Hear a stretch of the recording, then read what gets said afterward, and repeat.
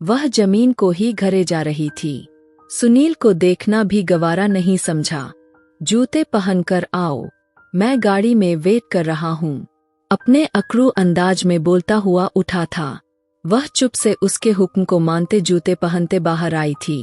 अपनी जरूरी चीजें भी साथ ले आई थी। उसके गाड़ी में बैठते ही सुनील ने गाड़ी आगे बढ़ा दी। रास्ते भर दोनों के बीच बिल्कुल चुप्पी थी। उसने पेपर सेंटर के बाहर गाड़ी रोक दी। पेपर हो जाएगा तो यहीं आना, वेट कर रहा हूँ। उसे बिना देखे आर्डर लगा रहा था। वह चुप से उतर गई। उसका कहना मानती उसके अंदर के वैसे इंसान को नहीं जगा सकती थी, ना सहन कर सकती थी। करीबन उसका रोज का यही आदत बन गया था। जिस दिन उसका पेपर होता उसे चुप्पी के साथ लेकर जाता और फिर वहीं खड़े रहकर इंतजार करता, और जिस दिन पेपर ना होता तो वह उसी बंगले में ही सारा दिन बंद रहती। जब सुनील आता ही नहीं था, उसे हॉस्टल के दिन याद आते जब वह कम से कम दोस्तों के साथ कुछ टाइम बिताने के लिए मार्केट तो चली जाया करती थी। यहाँ तो बस उस अकड़ू प्रधान के कैद में कैदी बनकर रह गई थी। पर भगवान की कृपा थी, उस रात के बाद से सुनील उसके करीब नहीं आया था, बल्कि बहुत कम ही उस बंगले में आया जाया करता था। शायद सिर्फ रात को सोने के लिए उसने अनु से बातचीत करनी भी बंद कर दी थी। अनु थी जो उससे जरूरत की बात कर लेती थी, वरना वह बिल्कुल चुप हो गया था। पर अनु ने भी परवाह नहीं की।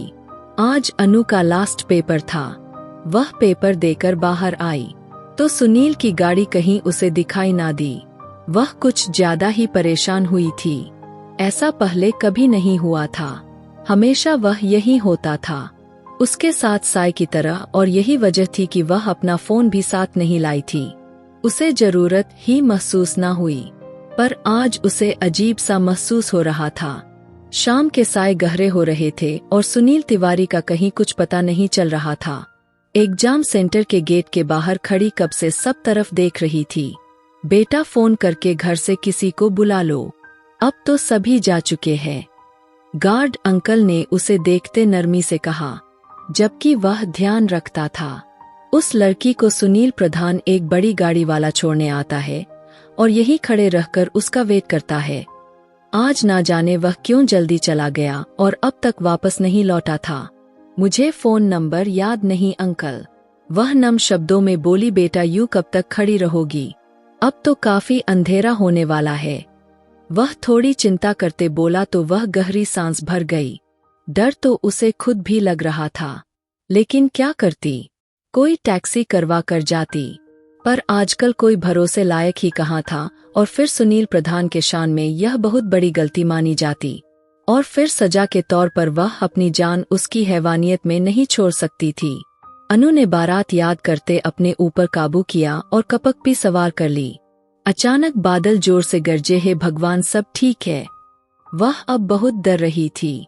बेटा, घर का एड्रेस पता है? यहाँ से थोड़ी दूर बस स्टॉप है, वहाँ से घर चली जा। यहाँ ज्यादा देर खड़ा रहना अच्छा नहीं। आसपास अच्छे बुरे लोग थे, कुछ तो उसे अजीब नजरों से भी देख रहे थे। वह उनकी बात मानती, उनके बताए रास्ते पर चलती। वह शहर में रह रही थी, पर कभी अकेली बाहर नहीं निकली थी। आज अकेली बस का सफर करते भी उसको बहुत डर लग रहा था। अभी बस स्टॉप पर नहीं पहुंची थी कि अचानक बहुत तेज बारिश शुरू हो गई। वह खुद को बचाते एक टीन की सीट के नीचे जाकर खड़ी हुई। उसे बारिश बहुत पसंद थी, लेकिन आज यही बारिश उसे बहुत बुरी लग रही थी। इस बारिश में ही तो वह आदमी उससे टकराया था। अभी उसे खड़े थोड़ी देर हुई थी कि बारिश ने तूफान मचा लिया था, और उस टीन के नीचे अकेली खड़ी अब ठंड और डर दोनों से कांप रही थी और भीग भी रही थी। आंखों में रेरों आंसू बह निकले थे। I hate you Sunil, I hate you. वह दिल ही दिल में उस जालिम को याद करती उसे कोस रही थी। अरे बहन जी, आ जाओ, हम छोड़ देते हैं। एक गाड़ी उसके पास आकर रुकी थी। उसमें वह दो लड़के थे। वह शरीफ लग रहे थे, लेकिन इस दौर में चेहरे से भी शरीफ लगने वाले कहाँ शरीफ होते हैं। नहीं, कोई जरूरत नहीं। वह अपना मुंह फेर गई। अरे बहन, क्यों खुद पर इतना जुर्म कर रही हो? आ जाओ। उनमें से एक ने नीचे उतरकर अनु को सर से पैर तक जांचा। वह आज ब्लू स्टिफोन की साड़ी पहनी थी। अच्छा खासा उस पर खूबसूरत भी लग रहा था। उसमें उसका सारा जिस्म छुपा हुआ था, लेकिन सामने वाले की निगाहें उसे घूरती अनु को अपने जिस्म के आर पार होती हुई महसूस हो रही थी। चलो आ जाओ, नखरे मत करो। उसकी कलाई थाम गया तो उसने जोरदार थप्पड़ उसे मार दिया, जिस पर वह बहुत गुस्से में तिलमिला उठा था। खबरदार, जो मुझे छुआ तो दफा हो जाओ यहाँ से, नहीं चाहिए कोई मदद तुम्हारी। वह गुस्से से बोली, लेकिन सब थोड़े कांप रहे थे। ऐसे नहीं सुनेगी, डालो इसे गाड़ी में। ड्राइविंग सीट पर बैठे आदमी ने तेजी से कहा। उसकी बात सुनते अनु ने पास खड़े लड़के को जोर से धक्का दे दिया। वहां से भागकर तेज बरसाती बारिश में सुनील की इज्जत सड़कों पर भाग रही थी। और ऐसा क्यों न होता, जब सुनील दूसरों की बहन बेटियों की इज्जत को दांव पर लगाने चला था, तो अपनी इज्जत कैसे सुरक्षित कर सकता था? हमेशा तो ऐसा होता आया है, मर्द का किया धरा तो औरत को ही चुकाना पड़ता है। क्या आज भी एक मर्द के किए की सजा एक औरत को चुकाना पड़ेगा? सुनील कॉलेज के बाहर गाड़ी में बैठा अनु के पेपर खत्म होने का इंतजार कर रहा था कि अचानक उसके मोबाइल पर उसके खास आदमी का फोन आया था कि स्नेहा का पता चल गया है। उसे एक लड़की और लड़के के साथ यहाँ के सिटी मॉल में देखा गया है। सुनील ने उसे स्नेहा का पीछा करने को कहा और खुद उसकी बताई गई लोकेशन पर पीछा करने लगा और जल्द ही उनका पीछा करता उनके गांव तक पहुंच गया। जैसे ही स्नेहा उस लड़के और लड़की के साथ गाड़ी से उतरी, अपने सामने सुनील को देख बुरी तरह से डर गई। होठों से मुस्कान एकदम से गायब हुई थी। बेकाबू साथ खड़े उस आदमी की कलाई को जोर से थाम गई, जिसे सुनील ने बखूबी नोट किया था। तुम्हें क्या लगा, तुम मुझे धोखे देकर मुझसे छुपकर यहाँ से भाग जाओगे और मुझे पता भी नहीं चलेगा? सिगरेट सुलगाता उसका धुआं हवा में छोड़ता दहाड़ा था। कौन है आप, और इस तरह कैसे आप मेरी पत्नी से ऐसी बात कर सकते हो? सुंदर के बीच में इस तरह से आना सुनील को बहुत बुरा लगा था, लेकिन उसकी पत्नी कहना सुनील के आंखों में मिर्ची पड़ने जैसा था। पत्नी मतलब तुमने शादी भी कर ली? चलो फिर इस सिरफिरे मोहब्बत का यही अंजाम कर देते हैं और किस्सा ही आज खत्म कर देते हैं। वह अपनी गन निकाले उस पर तान गया। सुनील, तुम सुंदर पर गोली नहीं चला सकते। वह एकदम सुंदर के आगे आकर खड़ी हुई।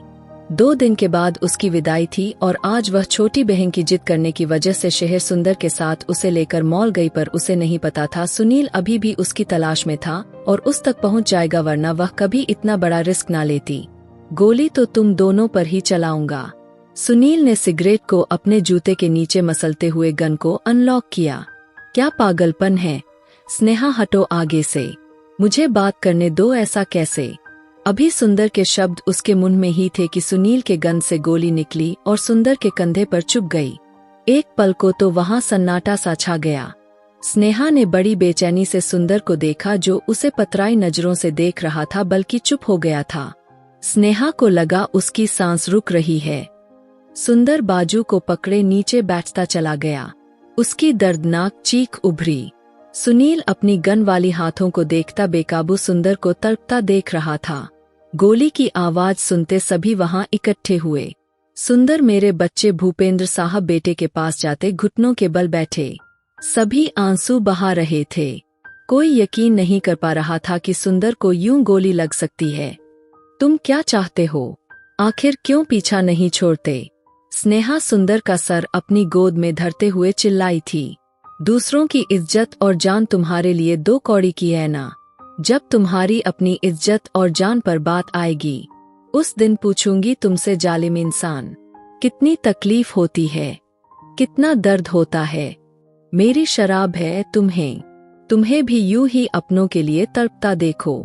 स्नेहा रोते हुए उसे श्राप दे रही थी, जबकि उसके पिता भूपेंद्र ने सुंदर को गाड़ी में डालते जल्दी से शहर की तरफ बढ़े थे। वह सब जा चुके थे, जबकि सुनील वहीं खड़ा पत्थर का बना रह गया था। किसी ने पुलिस को बुलाने की हिम्मत नहीं की थी। वह प्रधान था, पलक झपकते बाहर निकल आता है। उसे कौन सी जेल कैद कर सकती थी?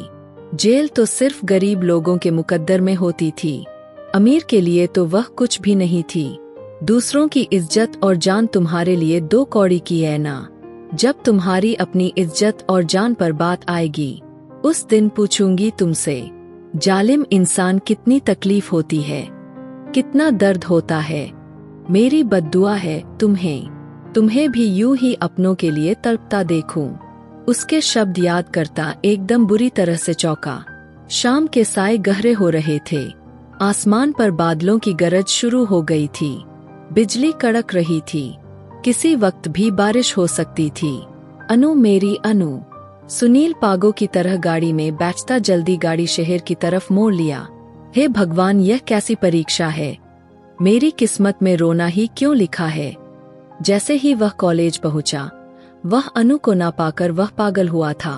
तेज बरसाती बारिश में उसे पागलों की तरह हर गेट पर ढूंढ रहा था और फिर उसी गार्ड से उसकी मुलाकात हुई तो उसने ही सुनील को सब कुछ बताया और फिर 1 मिनट की देरी किए बिना गाड़ी में बैठता उस बस स्टॉप की तरफ मोड़ लिया था। कैसा यह मर्ज है। तभी सामने वह उसे अपनी तरफ दौड़ती हुई दिखाई दी। उसके पीछे कोई आदमी भी था और कोई गाड़ी भी खड़ी थी।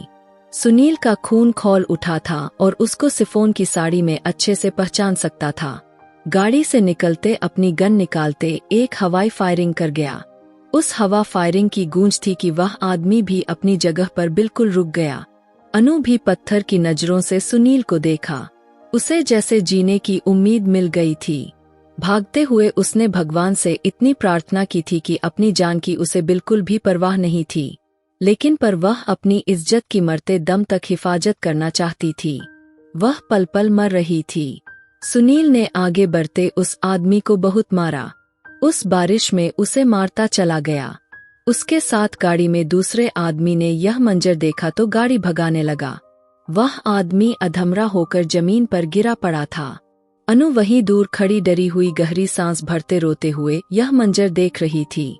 सुनील ने एक नजर सामने खड़ी उस लड़की को देखा और वहीं घुटनों के बल बैठता हुआ चीख उठा। अपनी इज्जत को वह खुद दाव पर लगा चुका था। आज अगर अनु को कुछ हो जाता, वह जीते जी मर जाता। ऐसे मोड़ पर भगवान ने उसकी रक्षा की थी। वह अपनी जगह से उठता उस लड़की के पास गया जो उसकी पत्नी थी, उसकी पूरी दुनिया थी। शायद उसका इश्क भी थी जिसे खोने के डर से आज वह पागलों की तरह दौड़ता उस तक पहुंचा था। रास्ते में 2 जगह गाड़ी अनबैलेंस हुई थी। हादसा होते होते रुका था। उसे बस अपनी अनु तक पहुंचना था। वह पहुंच गया था। कुछ भी बुरा होने से पहले भगवान ने उसे अपनी अनु तक पहुंचा दिया था। उसके सामने जाकर खड़ा हुआ। वह जो बड़े जोरों शोरों से रो रही थी। अपना साड़ी ठीक करती उसका चेहरा आंसुओं से तर था। उसे इस हाल में देखता वह भी आंसू बहा गया था, लेकिन बारिश ने उसके आंसुओं को छुपा लिया था। चटाक अचानक से अनु का हाथ उठा था और सुनील के चेहरे पर अपना पूरा निशान छोड़ गया था। वह अभी भी हिचकियों से रो रही थी। उसे नहीं पता था उस थप्पड़ का अंजाम क्या होगा, लेकिन आज अनु को लगा यह उसके लिए बहुत जरूरी है और अगले पल सुनील ने उसे अपने सीने में जोर से दबा लिया था। उस दर्द को सहन नहीं कर पा रहा था जो उसने कुछ पलों में सहा था। जब उसे यह महसूस हुआ अनु से उसके किए की सजा मिलने वाली थी। अगर अनु को कुछ हो जाता वह तो मर ही जाता। कहीं ऐसे दर्द में वह कुछ कर ही ना जाए, दर्द सहते सहते मर ही ना जाए। कैसे हम संभाले इस हालेल दिल को। वह उसके माथे पर प्यार से हाथ रख गया। ना जाने क्यों मेरी किस्मत में रोना क्यों लिखा था। वह एक बार फिर से उसे अपने सीने से लगाया था, जबकि अनु उस पागल को देखी जा रही थी जो एक थप्पड़ खाकर भी उसे अपने सीने से लगा रहा था। उसके माथे पर जोर से हंठ रखता उसे पागल दीवाना लग रहा था। एक दूसरे के साथ लगे, वह सब कुछ भूल चुके थे। याद था तो बस एक दूसरे का जिस्म, एक दूसरे का वजूद, एक दूसरे का प्यार, एक दूसरे का साथ। वह तारीख गवाह रह गई। 10 गांव का मुखिया सड़क पर अपने से 8 साल छोटी पत्नी के हाथ से थप्पड़ खाकर उसको सीने से लगाए उसके माथे पर होठ रखे हुए था। बंगले में आते ही वह बिना उससे कोई बात किए सीधा अंदर भागी थी, जबकि वह ड्राइविंग सीट पर बैठा सीट की पीठ पर सर रख दिया। आज पता चल गया था कि मरकर जीना क्या होता है। आज पता चल गया था इश्क और जीत में क्या फर्क होता है। अगर आज अनु को खरोच भी आ जाती तो वह शायद खुद को कभी माफ नहीं कर पाता। गहरा सांस छोड़ता महेंद्र को कॉल मिलाई। मुझे वह आदमी चाहिए जिसने सुंदर पर गोली चलाई थी। पता लगाओ जल्दी। वह सख्त गुस्से में बोला था और कॉल बंद कर दी। दिल बड़ा करते अंदर दाखिल हुआ। आज वह दूसरे कमरे में नहीं गया था बल्कि अपने कमरे की तरफ बढ़ गया जहां उसकी अनु थी। कमरे का दरवाजा खोलते अंदर दाखिल हुआ था। वह अलमारी से अपने कपड़े निकालते हुए बाथरूम में जा रही थी। साड़ी उतार चुकी थी जबकि कांपते हुए अब कपड़े लिए बाथरूम का मुंह कर रही थी।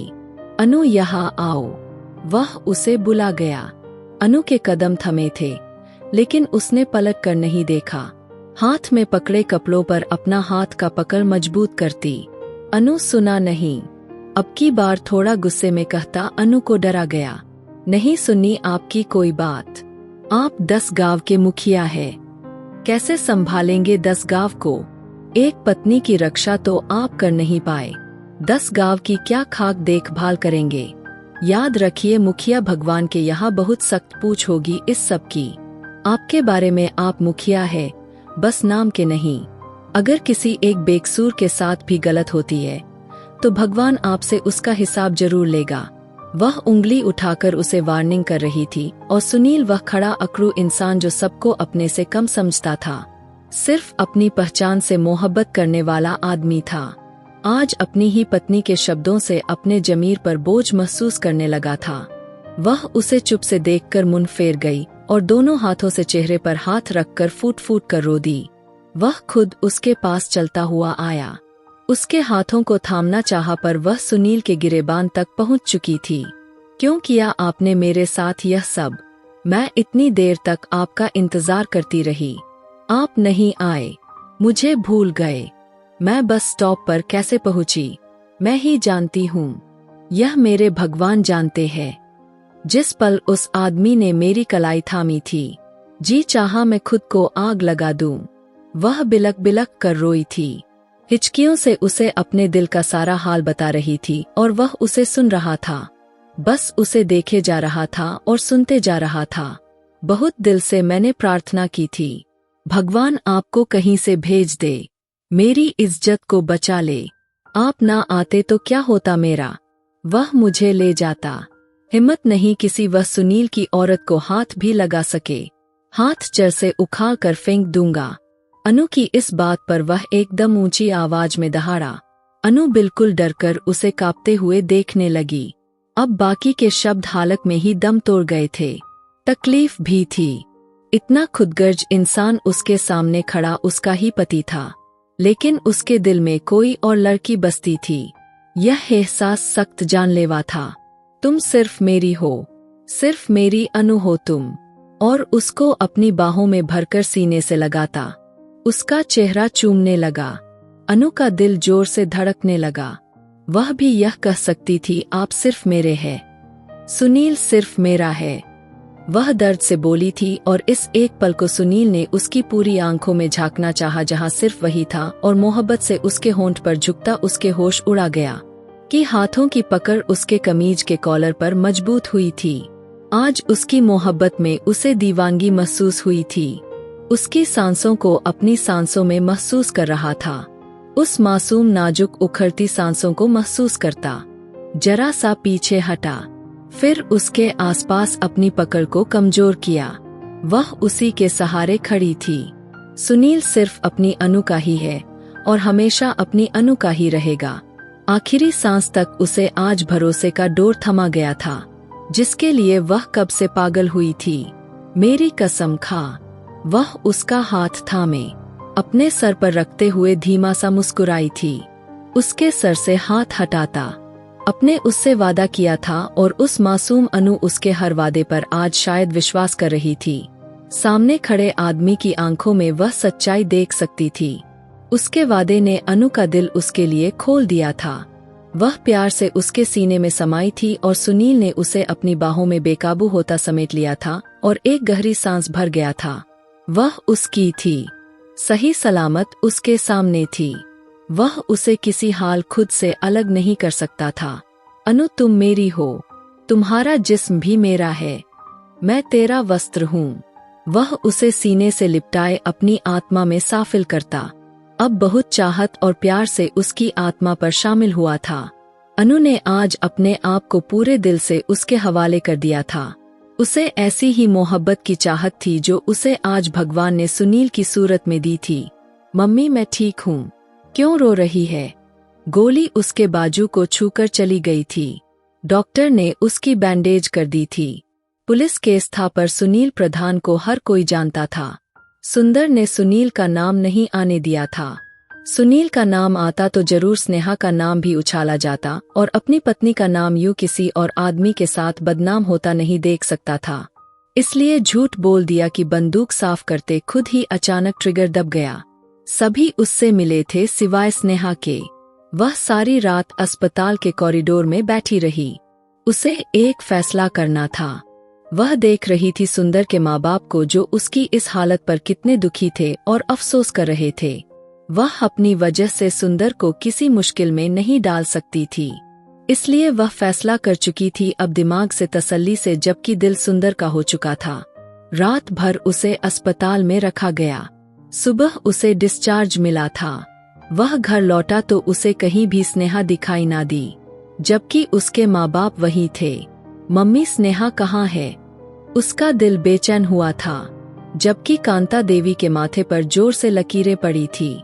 नाम मत लो उसका, उसी की वजह से यह सब हुआ है। वह आदमी उसका यार है। बस मम्मी मैं स्नेहा के बारे में एक शब्द गलत बर्दाश्त नहीं कर सकता। उसके किरदार पर कोई भी कीचड़ मत उछालो। वह मेरी पत्नी है। अचानक से वह हाइपर होता माँ पर बरस पड़ा था, तो सभी उस पल चुप हो गए। अंकल जी स्नेहा कहाँ है? अब वह स्नेहा के पापा से पूछ रहा था।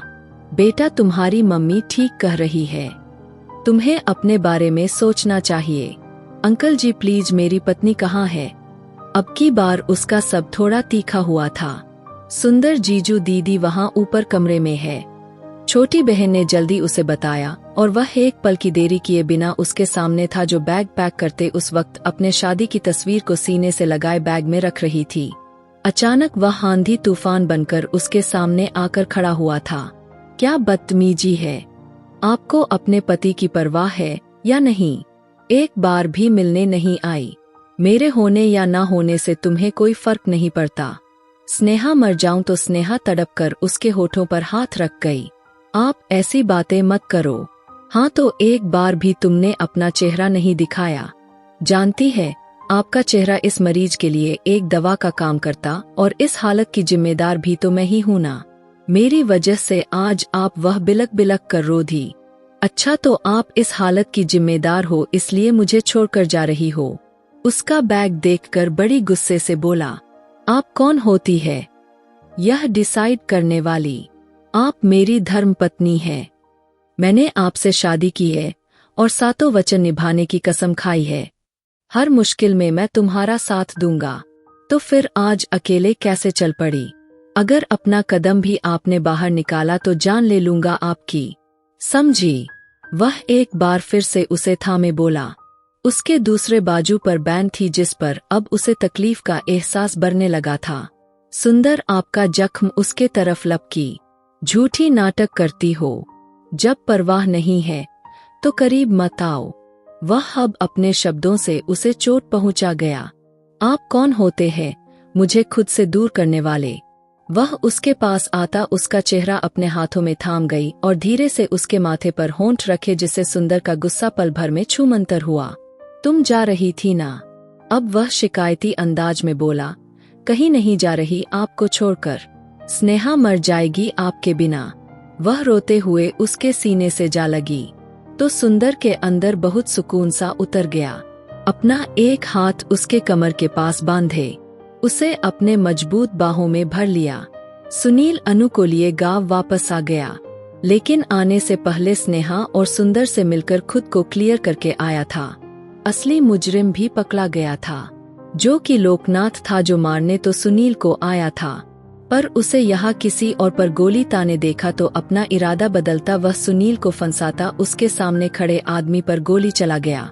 यह बात सुंदर भी जानता था कि गोली सुनील के गन से नहीं निकली थी, क्योंकि वह जिस तरफ खड़ा था गोली दूसरी तरफ से आई थी और सुनील उसके बिल्कुल उल्टा खड़ा था। स्नेहा से अपने बुरे व्यवहार की माफी मांगता अपने अनु के पास लौट आया था। अनु का हाथ थामे वह हवेली में दाखिल हुआ तो उज्ज्वल साहब के चेहरे को एक मुस्कान ने छुआ था। सुनील के माँ बाप भी उन दोनों को एक साथ खुश देखकर बहुत तसल्ली में हुए थे। भगवान की कृपा है, उसने हमारे नाती को वापस मिलवा दिया। हम जल्दी ही अपने दोस्त की नाती की विदाई करवाएंगे। उज्ज्वल साहब ने मोहब्बत से सुनील को गले से लगाते कहा, नाना जी, विदाई तो हो गई है, अब फंक्शन की तैयारी करो। वह उन्हें बताता मुस्कुराया था, जबकि अनु शर्माकर सर झुकाए अंदर भाग गई थी। नाती के बाद पर उज्ज्वल साहब ने पूरी हवेली को सजाने का हुक्म दिया था। वे आज रात ही रिसेप्शन करना चाहते थे। तिवारी परिवार के घर उस वक्त खुशियां छाई हुई थी। लोकनाथ अब पुलिस के हिरासत में था और कमलनाथ पागल हुआ था अपने बेटे को छुड़ाने के लिए। ऐसे में अनु और सुनील के रिसेप्शन का सुनकर उनको और ज्यादा गुस्सा और दुखों ने घेर लिया था, क्योंकि आज लोकनाथ उन्हीं की वजह से जेल में था। लेकिन उन्होंने अनु को अपने साथ ले जाने से मना कर दिया। उन्हें कौन सा अनु मोहब्बत थी, उन्होंने उसकी माँ को कभी नहीं अपनाया तो उसकी बेटी को कैसे अपना लेते। वे तो अनु को मोहरा बनाकर तिवारी परिवार को तोड़ना चाहते थे, लेकिन सब कुछ उल्टा हो गया था। अब उन्हें लेने के देने पड़ गए थे। अनु के माँ बाप को उन्होंने जहर देकर मारा था और ऐसे ही अनु को मनहूस कहकर उस घर से निकाल दिया गया था। उज्ज्वल साहब ने उस अनाथ बच्ची को पाल लिया था, क्योंकि वह उनकी दोस्त की नातिन थी। उन्होंने अनु को अपने सीने से लगाया। हे भगवान, अनु के पिता के आत्मा को शांति देना, उसके दुश्मनों की आत्मा को पूरी दुनिया में भटकाना। वह अपने दुश्मन को बहुत श्राप दे रहे थे। गोलियों की गूंज, ढोल की धाप, पटाखे की आवाज पर गांव की मुखिया 10 गांव के मुखिया का रिसेप्शन था। बड़ी धूमधाम से मनाया गया था। इस सब से फ्री होते रात के करीब 2 बजे वह कमरे में आया, जहां दुल्हन के कपड़ों में उसकी से सजाए उसका इंतजार कर रही थी। वह प्यार से बोला, मैं बहुत थक गया हूँ, गांव के फंक्शन थका देते हैं। वह बिस्तर पर ढेर होता धीरे अंदाज में बोला, तो अनु ने अपना घूंघट उलटकर उसे अचंभों से देखा। उसका दमकता रूप देखते एक पल को सुनील की हार्ट बीट मिस हुई। मतलब सुहागरात नहीं होगी ना, और ना ही मुन दिखाई। वह मुन बनाकर बोली, सुहागरात तो मैं मना चुका हूँ। हाँ, मुन दिखाई रह गई है। करीब आकर थोड़ा अच्छे से अपना चेहरा दिखाओ, फिर सोचूंगा। वह उसे कलाई से थामे अपनी तरफ खींच गया। वह सीधा उसके सीने पर जा गिरी। मुन्ह दिखाई दे मेरी, वह रूठे अंदाज में हक जताते बोली, जो सुनील के दिल को छू कर रह गया। उसकी थोड़ी पर होठ रखता, अब उसके होठों को अपने होंठ में लेता। मैं पल भर में बहकता चला गया, उस पर हावी हुआ। यह मुन्ह दिखाई है। वह गहरा सांस भरते बोली, दूंगा, अभी मुझे तुम अपने आप से मिलने दो, तुम्हारा दीदार करने दो। लाइट डम करता, उस पर फिर से हावी होता और ज्यादा उससे बोलने का मौका दिए बिना अपनी अनु को अपनी आत्मा में समा लिया था। यह थी अनु और सुनील की प्रेम कहानी। सुंदर और स्नेहा की प्रेम कहानी की शुरुआत। और मेरी वीडियो आप लोग जहां कहीं से भी देखते हैं, कमेंट में अपने शहर और राज्य का नाम जरूर बताइए। मुझे आप लोगों के कमेंट पढ़ने में बहुत आनंद आता है और उन सभी का मैं बहुत बहुत धन्यवाद करना चाहती हूँ, जो लोग मेरी वीडियो को देखते हैं, लाइक करते हैं और शेयर करते हैं। अगर आपको आज की कहानी पसंद आई है तो वीडियो को जरूर लाइक कीजिएगा और अपने दोस्तों के साथ शेयर भी कीजिएगा। और हाँ, अगर आपने अभी तक हमारे चैनल को सब्सक्राइब नहीं किया है तो जरूर सब्सक्राइब कर ले। मिलते हैं हम अपनी कल की एक और नई दिलचस्प कहानी के साथ। मुझ पर सदा अपना प्यार और स्नेह बनाए रखें। सभी को मेरा प्यार भरा नमस्कार दोस्तों। खुश रहें, स्वस्थ रहें, मस्त रहें।